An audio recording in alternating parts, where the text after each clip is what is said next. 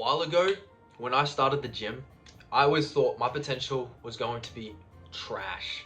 I always thought I didn't belong in the gym. This isn't the place where I'm supposed to be. Because everyone else started higher than me. Everyone else had a higher ability and had a higher potential than me. But this was only the perceived potential that I saw. It wasn't the ability to actually generate more potential. Because in the gym, everyone has their own set potential. Of course, there's genetics that are involved in it. But does that mean you can't increase your own potential? No. So the question is, what can you possibly do to rate your own potential, and how can you increase it? The first thing I possibly did was to actually gain some confidence in the gym. And the way you do this, you do what you say. You do what you say in the gym. You have to delude yourself into thinking, yes, I'm going to bench this amount next week.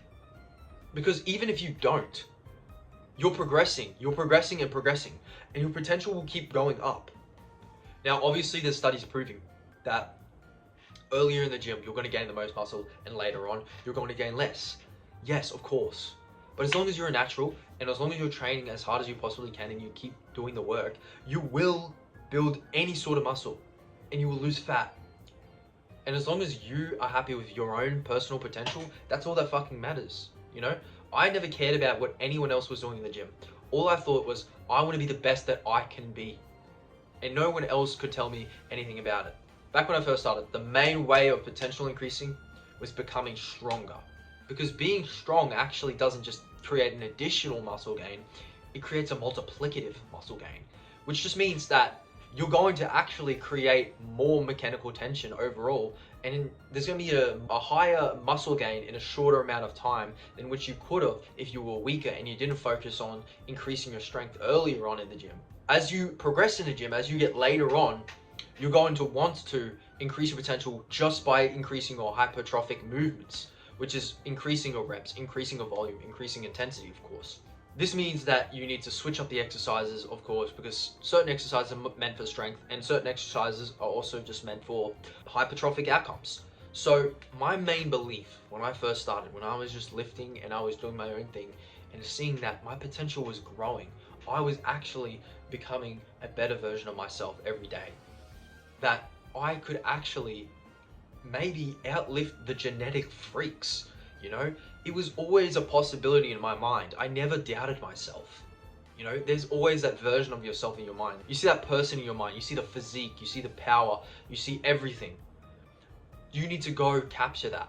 You need to be able to program, you need to be able to have a confidence, have the discipline, and have the scheduling to be able to fully actualize this into real life. You have to be able to lift heavy and actually dedicate a portion of your life to be able to increase your strength, to create that base, that foundation.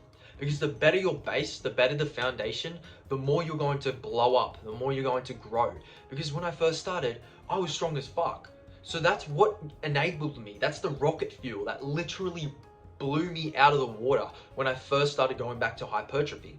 Because I had that base. I could do heavy movements, but I could also do high reps. So it allowed me to have that capacity. The power is essentially your tank, all right? Imagine this tank. Every time you get stronger, it keeps getting bigger and bigger. Of course, the tank is gonna be full, but as soon as you introduce hypertrophy, the tank will start filling and filling and filling and filling. That is your potential meter. That is how your potential works, right? So the stronger you are, the more mass you can really generate. And also, obviously, we're gonna have to talk about diets.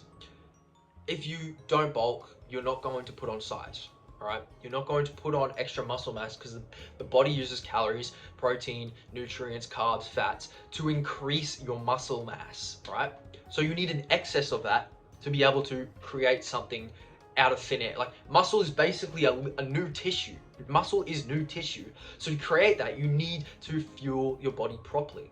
So this is what I was doing when I was younger. I was just eating a fuck ton, lifting heavy, and honestly, I was growing exponentially because as soon as I introduced that new stimulus, it instantly worked. Some people will be wondering why. They go, oh dude, I did hypertrophy and all this. It didn't work. My potential just is, maybe I have bad genetics. No, you just didn't you didn't do it at the right time. You didn't time it properly. You mixed up your priorities and now you're stuck wondering why you're not making progress. It's because you're weak and you're not doing heavy enough movements. Because if you were strong and you were bulking, you would gain size no matter what. So depending on who you are, right? Obviously everyone has a different starting point. You can all gain a maximum amount of potential. It's up to you. It's up to your own desire, right? And this all goes back into the mental state of things in the gym, right? People are going to say, oh, okay, the gym is not mental. The gym is just a physical thing. But the gym is mostly done here. People don't realize the gym is mostly done here. And so you need to realize how much fucking attention you have to your own body.